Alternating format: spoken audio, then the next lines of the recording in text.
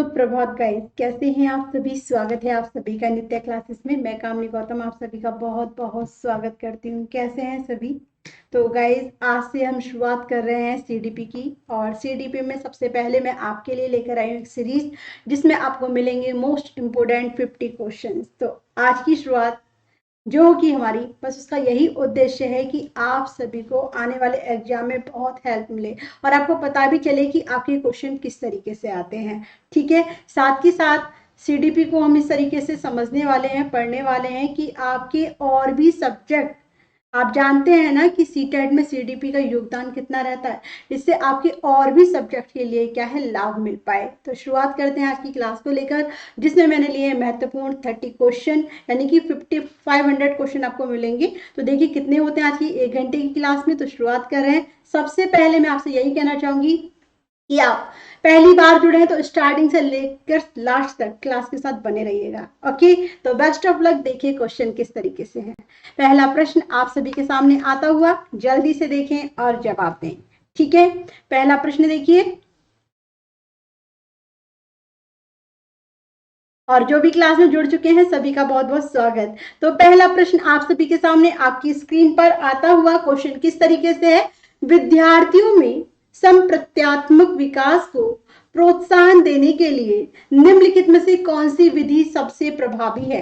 तो देखिए, विद्यार्थियों को बहुत से उदाहरण देना और उन्हें तर्क शक्ति का उपयोग करने के लिए प्रोत्साहित करना।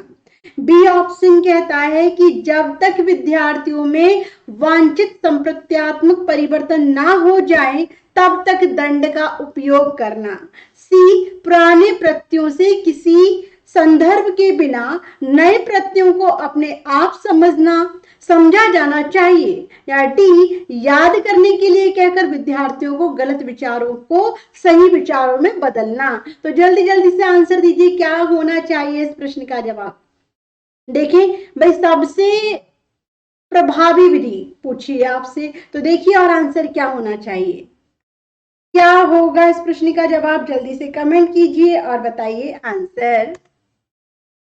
तो जो भी क्लास में आ गए हैं सभी का बहुत बहुत स्वागत। हेलो कोमल जहां, खुशबू, श्रुति, सभी का स्वागतम। तो देखिए पहला विकल्प मुझे मिला है, देख लेते हैं क्या है।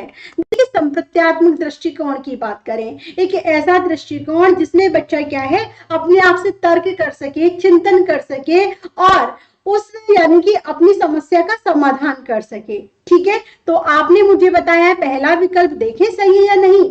विद्यार्थियों को बहुत से उदाहरण देना और उन्हें उन्हें तर्क शक्ति का उपयोग करने के लिए प्रोत्साहित करना। बहुत अच्छा। बी ऑप्शन क्या कहता है कि जब तक विद्यार्थियों में वांछित प्रत्यात्मक परिवर्तन ना हो जाए तब तक दंड देना। गलत बात है, तो बी ऑप्शन नहीं होगा। पहला ही विकल्प इसका एकदम सही जवाब है और आप सभी ने बिल्कुल बहुत अच्छे से आंसर मुझे दिया है, शाबाश। चलिए, तो देखिए यहां पर आगे देखिए, एक सेकंड बस रुक जाइएगा।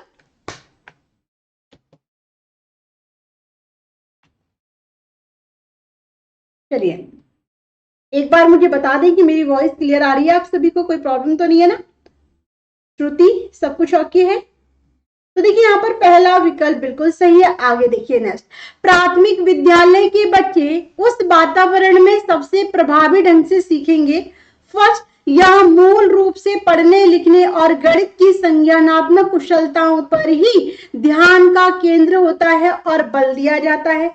बी, यहाँ शिक्षक सारे अधिगमों में आगे होता है और विद्यार्थियों से निष्क्रिय रहने की अपेक्षा करता है। सी, यहाँ उनकी संवेगात्मक आवश्यकताओं की पूर्ति होती है और वे अनुभव करते हैं कि वे महत्वपूर्ण हैं। या डी, यहाँ शिक्षक एक अधिकारवादी है और स्पष्ट आदेश देता है कि क्या किया जाना चाहिए। तो जल्दी जल्दी से आंसर दीजिए और बताइए क्या हो सकता है इस प्रश्न का सही जवाब। Answer please. सी आंसर मुझे मिला है, क्या बात है श्रुति। सी ऑप्शन मुझे दिया है, बिल्कुल सही जवाब है। क्यों? क्योंकि आप जानते हैं कि प्राथमिक विद्यालय के जो बच्चे होते हैं बहुत ही कोमल होते हैं, बहुत छोटे होते हैं, उनको प्यार के साथ सिखाना चाहिए। यहाँ तक जो उनकी संवेगात्मक आवश्यकताओं की पूर्ति होती है, बच्चे की बहुत सारी संवेगात्मक आवश्यकता होती है, क्यों होता है, कैसे होता है, किस लिए होता है, और उनके अनुभव उनको अनुभव कराया जाए कि वो महत्वपूर्ण है, जो वो कर रहे हैं, जो वो बोल रहे हैं, उसको क्या है, वैल्यू दी जानी चाहिए। तो बच्चे को लगेगा कि यस, मेरा कोई अहम रोल है। तो यहाँ पर आपका जो सी आंसर है बिल्कुल करेक्ट है। शाबाश जिन्होंने भी सी ऑप्शन दिया है, सी आंसर बिल्कुल सही जवाब। आगे देखिए नेक्स्ट। एक बच्चा खिड़की के सामने से कौए को उड़ता देखता है और कहता है एक पक्षी। इससे बच्चे के विचार के बारे में क्या पता चलता है? फर्स्ट, बच्चे की स्मृतियां पहले से भंडारित होती हैं। बी, बच्चे में पक्षी का प्रत्यय विकसित हो चुका है। सी, बच्चे ने अपने अनुभव बताने के लिए भाषा की कुछ उपकरणों का प्रयोग किया है। तो आपको कुट में आंसर देना है, ए बी सी, केवल बी, ए और सी या बी और सी। तो जल्दी से कमेंट करें बिना किसी देरी के, क्या हो सकता है इस प्रश्न का जवाब। कोई भी क्वेश्चन में डाउट हो, ऑप्शन क्लियर ना हो तो प्लीज कमेंट करना ना भूलें। तो जल्दी जल्दी से बताइएगा क्या होगा इस क्वेश्चन का जवाब। हेलो चंदन कुमार, स्वागतम। तो देखिए और आंसर दीजिएगा। भाई एक बच्चा है, आपने देखा होगा छोटे छोटे बच्चे जब घर से बाहर निकलते हैं या फिर फील्ड में होते हैं तो उनको क्या है, कहीं पक्षी दिखाई दे रहा है, कहीं कोई जानवर दिखाई दे रहा है, कहीं काइट, कुछ भी दिखाई देता है। तो उन बच्चों में इतनी समझ की, यदि वो एक पक्षी को उड़ता देख, एक कौवे को उड़ता देख, वो कहता है पक्षी, यानी कि उस बच्चे में हाँ बिल्कुल श्रुति, उस बच्चे में इतनी समझ है जिससे कि उसकी जो स्मृतियां हैं, यानी कि कौए का जो संप्रत्यय है ना, उसके माइंड में विकसित हो चुका है। साथ ही साथ बच्चे ने अपने अनुभव को बताने के लिए, कौवा ने कहा उसे क्या एक नाम दिया, उसकी जाति का अनुभव कराया और कहा ये पक्षी है। तो यहाँ पर आपका ए बी सी तीनों की तीनों ऑप्शन सही है। तो यहाँ पर आपका पहला विकल्प सही होता है। ठीक है, आगे देखिएगा नेक्स्ट।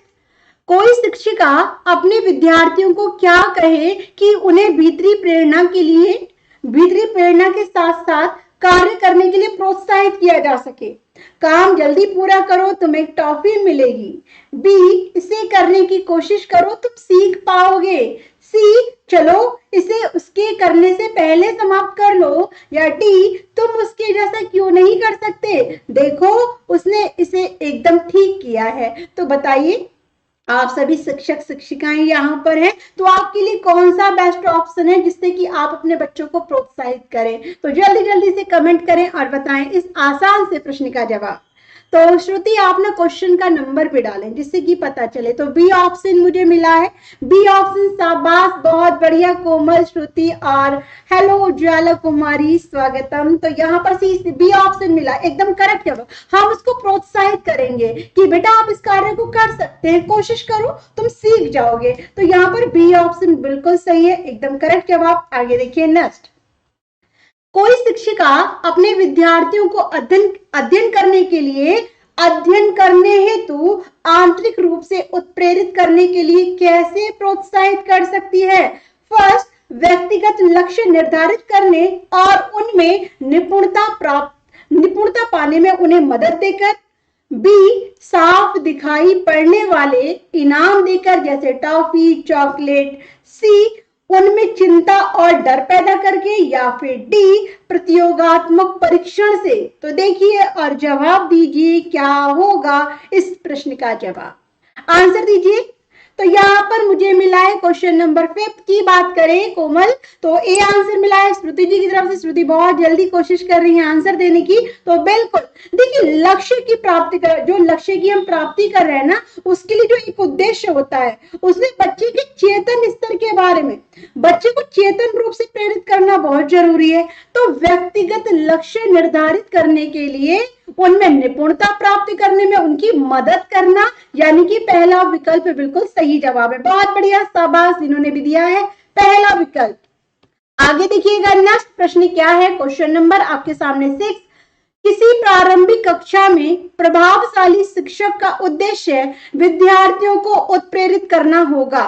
फर्स्ट, दंडात्मक उपयोगों का प्रयोग करके जिससे वे शिक्षक का सम्मान करें। बी, ऐसे काम करने के लिए जिससे परीक्षा के अंत में वे अच्छे अंक प्राप्त कर सके। सी, सीखने के लिए जिससे वे जिज्ञासु बने और सीखने के लिए ही सीखना पसंद करें। या डी, रटकर याद करने के लिए जिससे वे प्रत्यास्मरण करने में अच्छे बन सके। तो बताइए भाई क्या होना चाहिए इस प्रश्न का जवाब, क्या होगा आप सभी का आंसर? तो जल्दी से कमेंट कीजिए। सीसी ऑप्शन मुझे मिला है और यहाँ अभी तक जितने भी आंसर मुझे मिले हैं, चंदन, श्रुति, कोमल, बहुत अच्छे से आप जवाब दे रहे हैं, शाबाश, बहुत बढ़िया। भाई बच्चे को इस तरीके से जिज्ञासु बनाए कि वो सीखने के लिए सीखना पसंद करे, रटने के लिए नहीं, सीखने के लिए। तो बहुत अच्छे श्रुति, और कितना जल्दी, देखिए पहली क्लास है, सभी को आप बहुत अच्छे से कर रही है, ये बहुत अच्छी बात है, लेकिन समझाना बहुत जरूरी है ना। कोशिश की जा रही है स्पीड अच्छी रखी जाए। क्वेश्चन नंबर 7, निम्नलिखित में से कौन सा उदाहरण प्रभावशाली विद्यालय की प्रथा का है? व्यक्ति सापेक्ष अधिगम, प्रतियोगात्मक कक्षा, निरंतर तुलनात्मक अध्ययन, मूल्यांकन या शारीरिक दंड। तो जल्दी से कमेंट कीजिए और बताइए इस प्रश्न का जवाब। निम्नलिखित में से कौन सा उदाहरण प्रभावशाली विद्यालय की प्रथा का है? तो क्या होगा जवाब, जल्दी से कमेंट करें। हाँ श्रुति, बहुत बढ़िया, शाबाश, आपके बहुत अच्छे, अभी तक आपने एक भी गलत नहीं किया। उजाला जी ने दिया है सी ऑप्शन, बाकी सभी आंसर दीजिए, काउंट करें कि आपके कितने क्वेश्चन ठीक होते हैं। तो शाबाश, बहुत बढ़िया श्रुति, कि व्यक्तिगत जो मित्रता यानी कि व्यक्तिगत अधिगम को जो ध्यान में रखकर है ना, यानी कि प्रभावशाली विद्यार्थी की प्रथा क्या है कि वो व्यक्ति सापेक्ष अधिगम कराए, सभी बच्चों का ध्यान रखे। तो आपका पहला विकल्प बिल्कुल सही है, बहुत बढ़िया, शाबाश सबने जिन्होंने भी दिया है ए ऑप्शन। आगे देखिएगा नेक्स्ट क्या है, विकास का सिरहा पदाभिमुख दिशा सिद्धांत व्याख्या करता है कि विकास किस प्रकार आगे बढ़ता है? ए सिर से पैर की ओर, बी ग्रामीण से क्षेत्रीय शहर की ओर, या सी सामान्य से विशिष्ट कार्यों की ओर, या डी भिन्न से एकीकृत कार्यों की ओर। तो जल्दी से जवाब दीजिए और बताइए सिरहा पदाभिमुख दिशा का सिद्धांत किसकी व्याख्या करता है? तो आंसर मिलना चाहिए सभी का। तो यहाँ पर क्वेश्चन नंबर 8 की बात करें तो चंदन जी किस क्वेश्चन का जवाब दिया है आपने? श्रुति ने कहा है ए आंसर, चंदन ने भी कहा है ए, उजाला भी कहती है बिल्कुल सही। जो मानव का विकास होता है तो उसमें क्या होता है, कप्पू स्वामी आपके एक बहुत बड़े मनोवैज्ञानिक भी रहे हैं, तो उन शिक्षा शास्त्री रहे, उन्होंने कहा है कि जो मानव विकास होता है वो सिर से पैर की ओर आगे बढ़ता है। ठीक है, एकदम सही जवाब। और गर्भ में भी बच्चा क्या है, सबसे पहले सिर का विकास और सबसे लास्ट में पैर का विकास होता है। तो आपका पहला विकल्प बिल्कुल सही है। आगे देखिएगा नेक्स्ट, भाषा विकास के लिए सबसे संवेदनशील निम्नलिखित में से कौन सा है? जो समय है कौन सा है? व्यस्त अवस्था, प्रारंभिक बचपन का समय, जन्म पूर्व का समय, या मध्य बचपन का समय। तो जल्दी से कमेंट कीजिए और बताइए कि भाषा विकास के लिए सबसे संवेदनशील समय कौन सा हो सकता है। तो ABCD जल्दी से कमेंट कीजिए और आंसर दीजिए। आंसर प्लीज, क्वेश्चन नंबर 9 क्या होगा आप सभी का जवाब? तो यहाँ पर मिला है श्रुति का बी ऑप्शन। मैं देखिए भाषा विकास के बारे में तो आप जानते हैं ना, जिसमें बच्चा अपनी भाषा पर पकड़ मजबूत करने की कोशिश करता है, आरंभ करने की कोशिश करता है। तो बिल्कुल सही बोले श्रुति, सही बोले चंदन, बी ऑप्शन प्रारंभिक बचपन का समय बिल्कुल सही है। शाबाश, एक्सप्लेन करने की जरूरत हो तो आप मुझे बता दीजिएगा। ठीक है, आगे देखिएगा नेक्स्ट, 1 वर्ष की लड़की खेल कूद में असाधारण योग्यता का प्रदर्शन करती है, उसके माता पिता दोनों ही खिलाड़ी हैं, उसे नृत्य प्रशिक्षण प्राप्त करने भेजते हैं और सप्ताह में उसे प्रशिक्षण देते हैं। बहुत संभव है कि उसकी क्षमताएं निम्नलिखित दोनों के बीच परस्पर प्रतिक्रिया का परिणाम होंगी। किसका? देखिए, स्वास्थ्य और प्रशिक्षण, अनुशासन और पौष्टिकता, अनुवांशिकता और पर्यावरण, या डी वृद्धि और विकास। तो क्या है इस आसान से प्रश्न का जवाब? जल्दी से दीजिए क्वेश्चन नंबर 10 का। बहुत अच्छे, बहुत बढ़िया। क्वेश्चन नंबर 10 का मिला है मुझे सी आंसर। नमस्कार संजय, बहुत लेट हो गए हैं आप। तो क्वेश्चन नंबर 10 चल रहा है, यहाँ पर 10 का सी ऑप्शन मिला है। देखिए बच्चे की कहीं ना कहीं, जो बच्ची है उसकी कहीं ना कहीं गुण अपने पेरेंट्स से मिल रहे हैं, साथ ही साथ पेरेंट्स अनुवांशिकता का और उस जिस पर्यावरण में बच्चा पल रहा है यानी कि सी ऑप्शन अनुवांशिकता और पर्यावरण दोनों की ही देन है। तो आपका सी आंसर बिल्कुल सही हो जाता है। शाबाश, बहुत बढ़िया, सी ऑप्शन जिन्होंने भी दिया है। आगे देखिए, डाउट हो तो बोलती हूँ, बार बार कमेंट कीजिए। ओके, आगे देखिए, निम्नलिखित में से कौन से सामाजिकरण के गौण वाहक हो सकते हैं? विद्यालय और निकटतम परिवार के सदस्य, परिवार और रिश्तेदार, परिवार और पास पड़ोस, विद्यालय और पास पड़ोस। तो जल्दी से बताइएगा क्या होगा इस प्रश्न का जवाब। क्वेश्चन नंबर 11 आप सभी के सामने, जल्दी से कमेंट करें और आंसर बताएं। हेलो तृप्ति जी, गुड मॉर्निंग, कैसी हैं? तो यहाँ पर क्वेश्चन नंबर 11 का फर्स्ट विकल्प मुझे मिला, बाकी और सभी आंसर दीजिएगा। क्या बात है, बहुत बढ़िया। तो देखिए, सी आंसर, वो सी आंसर भी मुझे मिला है, डी आंसर भी मुझे मिला है। तो यहाँ पर मैं कहना चाहूंगी कि डी आंसर वालों बिल्कुल सही जवाब। अरे शाबाश, बहुत बढ़िया आंसर दे रहे हैं। देखिए, बात की जा रही है सामाजिकरण की गौण वाहक की। एक होता है मुख्य, जिसमें आता है हमारा परिवार, परिवार इसमें भी आया है, इसमें भी आया, इसमें भी आया, लेकिन गौण वाहक कौन से होते हैं? जो हमारे समाज में आते हैं। तो विद्यालय और पास पड़ोस, यानी कि सेकंड उस पर आता है ये। तो आपका डी ऑप्शन 100% करेक्ट है। बहुत बढ़िया, आगे देखिएगा नेक्स्ट। लेव वाइगोत्स्की के अनुसार संज्ञानात्मक विकास का मूल कारण क्या है? मानसिक प्रारूपों का समायोजन, उद्दीपक अनुक्रिया युग्म, संतुलन या सामाजिक अन्योन्य क्रिया। तो देखिए, इस क्वेश्चन का कौन कौन देते हैं सही जवाब। तो राइट आंसर प्लीज कमेंट करें और बताएं। हाँ बिल्कुल श्रुति, आपके सही है जवाब, एकदम करेक्ट। हाँ श्रुति, बहुत अच्छी बात है, इतना तो कर लेंगी आप, मुझे पूरा विश्वास है। चलिए, तो देखिए यहाँ पर क्वेश्चन नंबर 12 की बात करें तो डी ऑप्शन, क्योंकि आप जानते हैं सामाजिक सांस्कृतिक सिद्धांत लेव वाइगोत्स्की ने दिया है। तो सामाजिक अन्योन्य क्रिया, समाज के संपर्क में रह के बच्चा सीखता है। तो बहुत बढ़िया, डी ऑप्शन जिन्होंने भी दिया है, शाबाश। आगे बढ़ते हैं नेक्स्ट प्रश्न की तरफ। तो देखिए, किसी बच्चे को दिया गया विशिष्ट उत्तर, किसी बच्चे का दिया गया विशिष्ट उत्तर कौल वर्ग के नैतिक के सोपानों की विषय वस्तु की किस सोपान के अंतर्गत आएगा? यदि आप ईमानदार हैं तो आपके माता पिता आप पर गर्व करेंगे, इसलिए आपको ईमानदार रहना चाहिए। तो जल्दी से बताइए, अच्छी लड़की अच्छा लड़का अनुकूलन, सेकंड कानून और व्यवस्था अनुकूलन, सी दंड आज्ञाकारिता अनुकूलन, या डी सामाजिक संकुचन अनुकूलन। तो क्या होगा इस प्रश्न का जवाब? जल्दी से कमेंट करें और बताएं आंसर। तो यहाँ पर भी मिलने लगा है मुझे आंसर। उजाला जी कहती है 12 का 13 क्वेश्चन चल रहा है। बहुत बढ़िया चंदन, श्रुति शाबाश, बहुत अच्छे। Hello Joy classes, A answer जिन्होंने भी दिया है, शाबाश।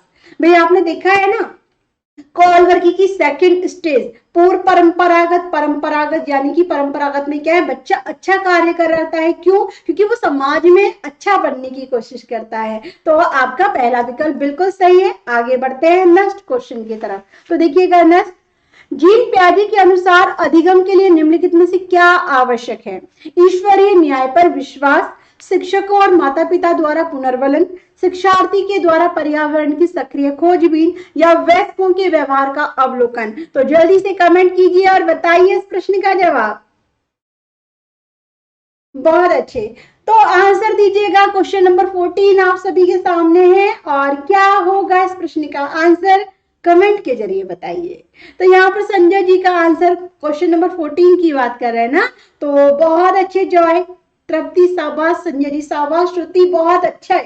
देखिए यहाँ पर आप जानते हैं संज्ञानात्मक विकास का सिद्धांत जीन प्याजे ने दिया है, और उन्होंने कहा है कि पर्यावरण की सक्रिय खोजबीन बच्चा करता है, यानी कि एक नन्हा वैज्ञानिक की संज्ञा दी है इन्होंने। तो सी आंसर बिल्कुल करेक्ट है। आगे देखिएगा नेक्स्ट क्वेश्चन नंबर है आप सभी के सामने 15। जीन प्याजे के अनुसार प्रारूप यानी कि स्कीमा निर्माण वर्तमान योजनाओं के अनुरूप बनाने हेतु नवीन जानकारी में संशोधन और नवीन जानकारी के आधार पर पुरानी योजनाओं में संशोधन के परिणाम के रूप में घटित होता है। इन दो प्रक्रियाओं को जाना जाता है किसके रूप में? तो सामीकरण और संशोधन के रूप में। समावेशन और समायोजन के रूप में, समायोजन और अनुकूलन के रूप में, या समावेशन और अनुकूलन के रूप में। तो क्या होगा गाइस, आप सभी का आंसर जल्दी से कमेंट करें और बताएं जवाब। तो यहाँ पर देख लेते हैं क्या आंसर आप सभी का मिलता है मुझे क्वेश्चन नंबर 15 का। तो जिन्होंने भी कहा है सी आंसर भी मिला है मुझे। देखिए समावेशन में क्या होता है कि आप दोनों प्राणा और नए दोनों में क्या है, समानता देखते हैं और उनमें ये भी देखते हैं कि अंतर क्या है, और उसी के आधार पे क्या करते हैं, उसी के आधार पे आप उसमें अपना चेंज लाते हैं। तो जिन्होंने भी बी ऑप्शन दिया है, कौन कौन है बी ऑप्शन वालों, बिल्कुल सही है, समावेशन और समायोजन के रूप में, क्योंकि सूचनाओं के आधार पर बदलाव बताया है किसने, जीन पियाजे ने। तो आपका जो आंसर है वो है बी ऑप्शन, बिल्कुल करेक्ट, 100% करेक्ट। आगे देखिए नेक्स्ट, तो देख लीजिएगा नेक्स्ट प्रश्न। कोई डाउट है तो बार बार कहती हूँ पूछना भूलिएगा नहीं। नेक्स्ट प्रश्न आप सभी के सामने क्या है, किसी प्रगतिशील कक्षा की व्यवस्था में शिक्षक ऐसे वातावरण को उपलब्ध कराकर अधिगम को सुगम बनाता है जो समावेशन को हतोत्साहित करता है, आवृत्ति को बढ़ावा देता है, खोज को प्रोत्साहन देता है, नियामक है। तो देखिए क्या मिलता है आपका आंसर, जल्दी से बताइएगा। चलिए शाबाश श्रुति, बहुत बढ़िया।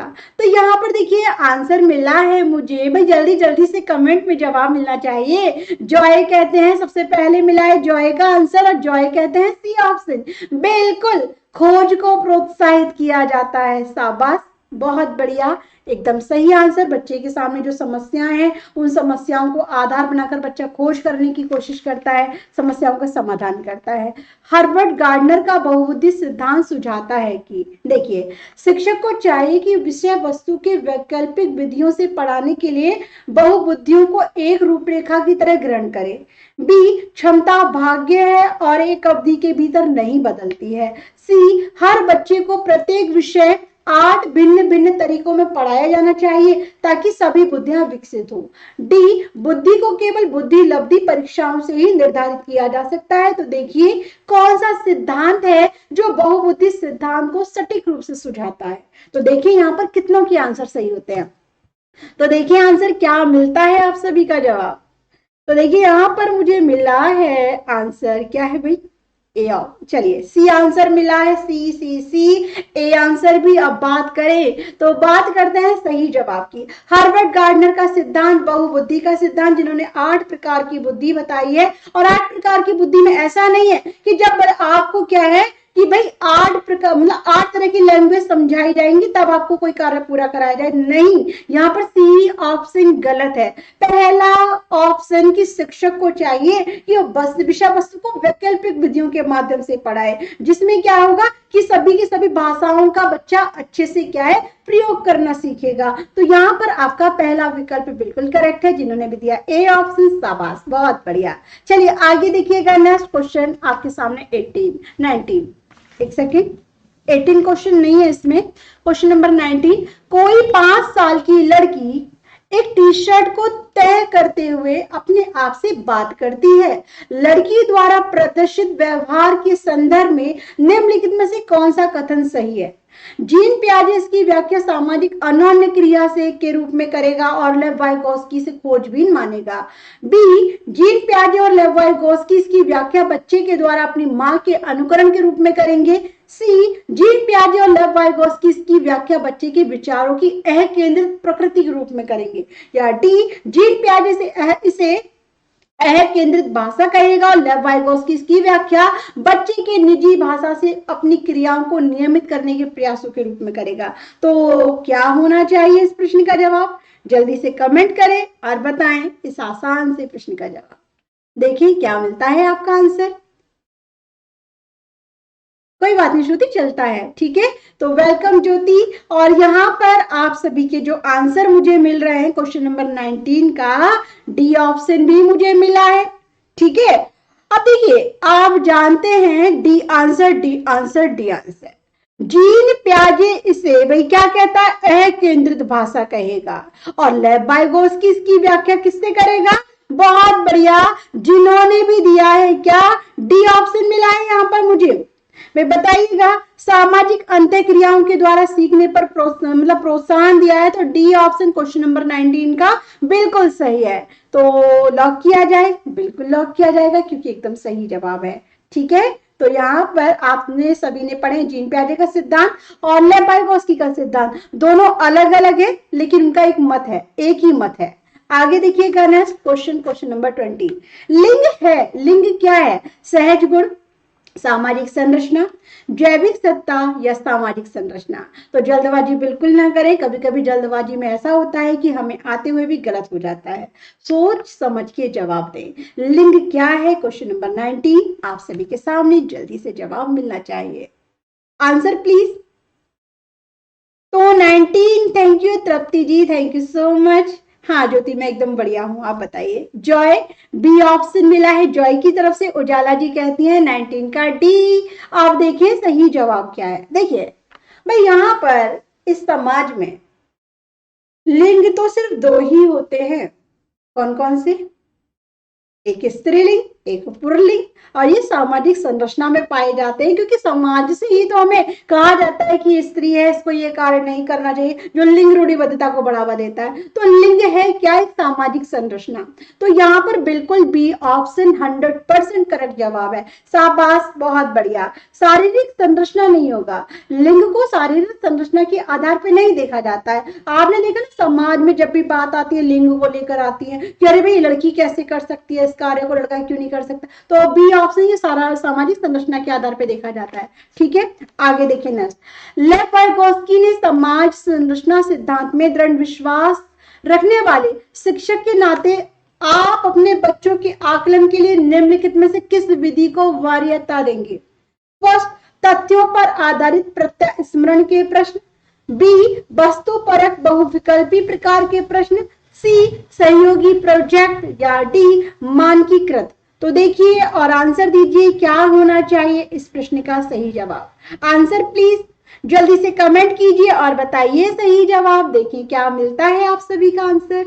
तो यहाँ पर आंसर मिला है मुझे सीसीसी, सहयोगी प्रोजेक्ट, यानी कि सामाजिक अंतःक्रिया, समाज के संपर्क में आता है बच्चा, समाज के दायरे में रहकर सीखता है। तो सी ऑप्शन 100% करेक्ट। शाबाश, बहुत बढ़िया। 9 क्वेश्चन नंबर 20 का सी ऑप्शन बिल्कुल सही है। और गाइस मैं बार बार कहती हूँ कोई डाउट हो तो आप क्लियर कर लीजिएगा। आगे देखिए नेक्स्ट क्वेश्चन नंबर 21। अपनी कक्षा की व्यक्तित्व विभिन्नताओं से निपटने के लिए शिक्षक को चाहिए क्या? बच्चों से बातचीत करे और उनके दृष्टिकोण को महत्व दे, बी विद्यार्थियों के लिए कठोर नियम लागू करे, सी शिक्षण और आकलन के समान और मानक तरीके हो, या डी बच्चे को उनके अंकों के आधार पर अलग कर उनको नामित करें। तो देखिए क्या होना चाहिए जिसमें व्यक्तिगत विभिन्नताओं से छुटकारा मिल सके। तो बताइएगा क्वेश्चन नंबर 21 का जवाब क्या होना चाहिए। तो यहाँ पर मिला है मुझे फर्स्ट ऑप्शन श्रुति विकास तृप्ति चंदन श्रुति। बहुत बढ़िया, सही जवाब कि भाई बच्चों से बातचीत करेंगे, उनके दृष्टिकोण को महत्व देंगे और कहेंगे कि यस आप में दम है, आप कर सकते हैं, बहुत कुछ कर सकते हैं, जैसे कि आप सभी कर रहे हैं। शाबाश, बहुत बढ़िया, ए ऑप्शन एकदम करेक्ट है। तो आगे देखिए नेक्स्ट। आकलन उद्देश्यपूर्ण होता है यदि यह केवल एक बार वर्ष के अंत में हो। सेकंड, विद्यार्थियों की उपलब्धियों में अंतर करने के लिए तुलनात्मक मूल्यांकन किया जाए, या फिर सी इससे विद्यार्थियों में व्यय और तनाव का संचार हो, या डी इससे विद्यार्थियों और शिक्षकों की प्रतिपुष्टि यानी कि फीडबैक प्राप्त हो। तो देखिए क्या मिलता है आप सभी का जवाब, क्या देते हैं आप आंसर। तो प्लीज क्वेश्चन नंबर 22 का जल्दी से बताइएगा जवाब। देखिए और आंसर दीजिए क्या होगा इस क्वेश्चन का आंसर। डी ऑप्शन मिला है। क्या बात है, क्या बात है, बहुत बढ़िया। बच्चा कितना सीख रहा है, अभी बच्चों को कितने सीखने की आवश्यकता है, टाइम पे फीडबैक मिलना बहुत जरूरी है। तो बहुत बढ़िया, शाबाश जिन्होंने भी दिया है डी आंसर। बहुत अच्छे से तैयारी है आप सभी की और ईश्वर से कामना करती हूँ कि आपके आने वाले एग्जाम में सभी को सफलता मिले। क्वेश्चन नंबर 23 देखिए। राष्ट्रीय पाठ्यचर्या की रूपरेखा 2005 के अनुसार शिक्षक की कैसी भूमिका है?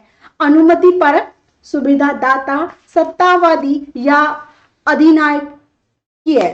तो देखिए और बताइए क्वेश्चन नंबर 23 का क्या होना चाहिए सही जवाब।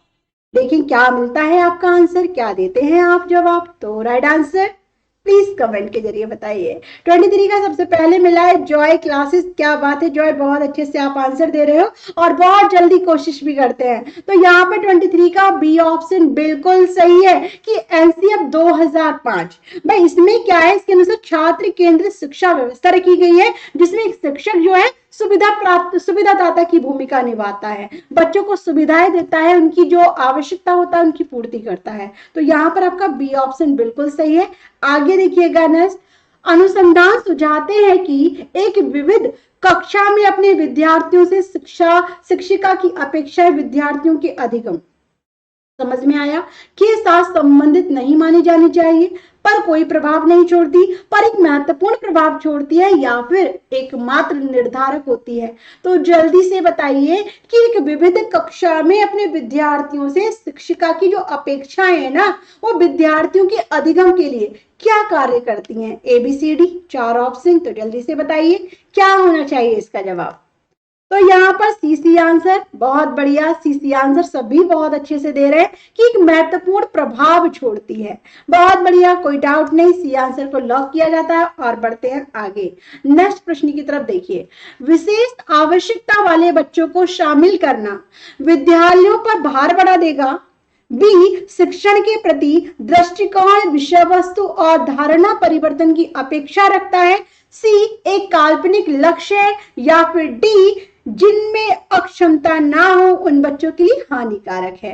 तो जल्दी से बताइए क्या होना चाहिए क्वेश्चन नंबर 25 का सही जवाब। एनसीएफ 2005 क्या सुझाव देता है, तो जल्दी से बताइएगा। भाई जो हमारी समावेशी शिक्षा उसका एक ही लक्ष्य है, क्या कि विशेष आवश्यकता वाले बच्चों को शामिल करना चाहिए। क्यों, तो जल्दी से आंसर मिलना चाहिए। बहुत बड़े, बी ऑप्शन जिंदाबाद कि शिक्षण के प्रति दृष्टिकोण विषय वस्तु और धारणा परिवर्तन की अपेक्षा रखता है। बहुत अच्छे, इसमें सभी को समान शिक्षा का अधिकार प्राप्त होता है। तो आगे देखिएगा नेक्स्ट, विविध प्रकार की सामाजिक आर्थिक और सांस्कृतिक पृष्ठभूमि के बच्चों से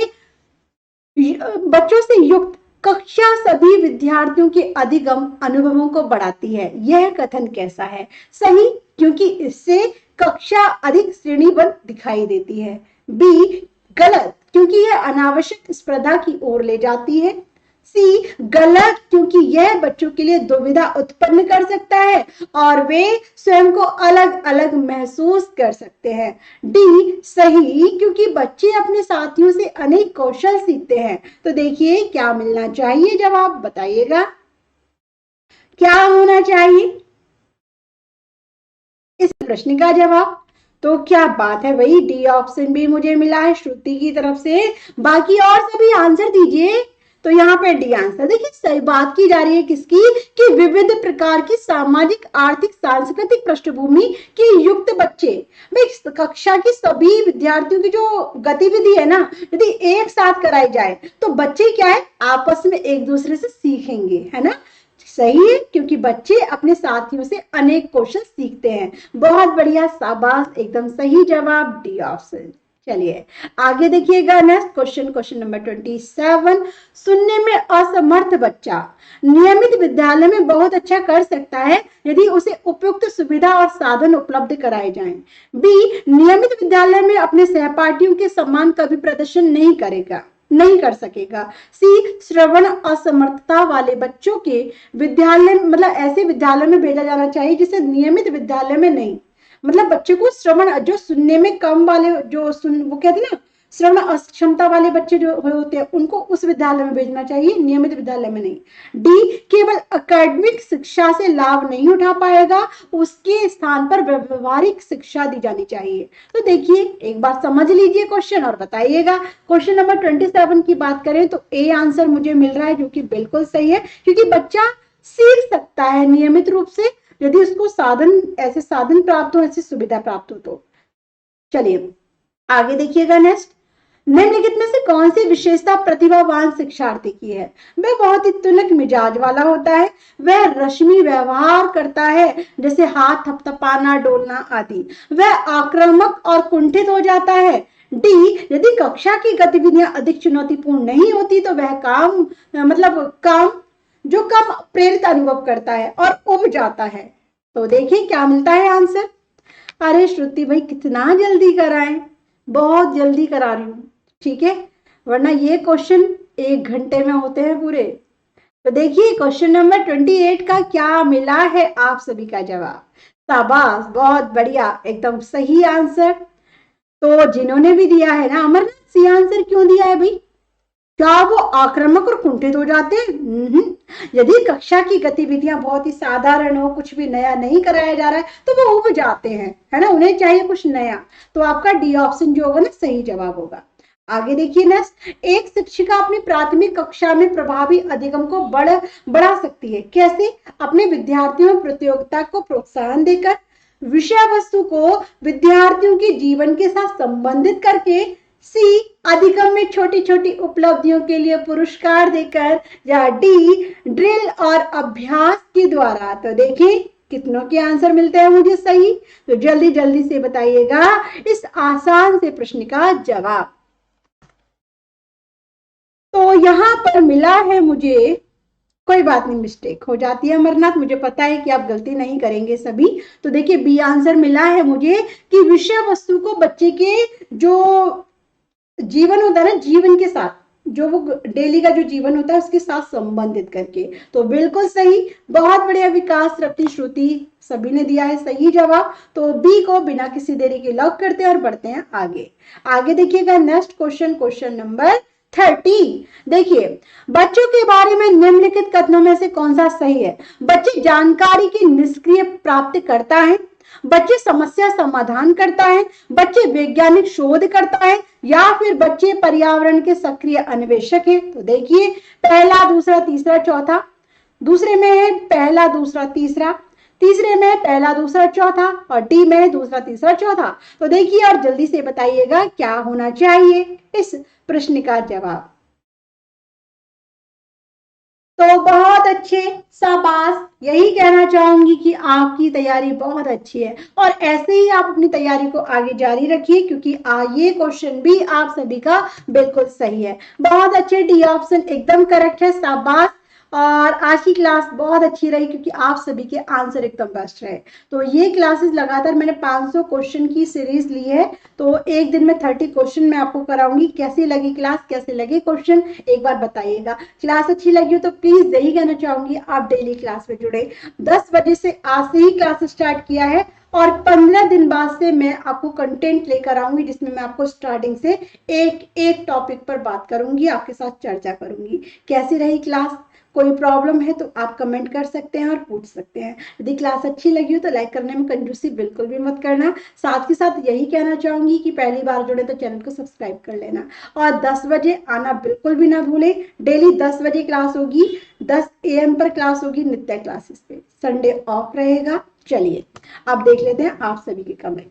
thank you so much Shruti, thank you Tripti, और आप सभी का बहुत बहुत धन्यवाद जुड़ने के लिए। तो बस यही कहूंगी 10 बजे आप डेली नित्य क्लासेस के साथ जुड़िए और देखें कि आपको कितना आता है, आपने कितना सीखा है, ठीक है। तो thank you so much, thank you, जय उजाला, बहुत बहुत धन्यवाद।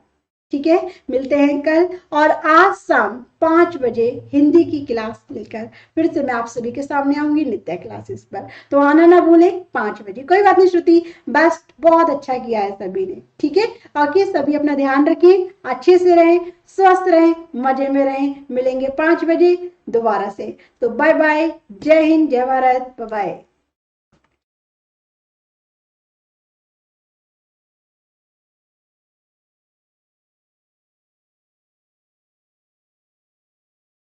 28 क्वेश्चन, बहुत बढ़िया।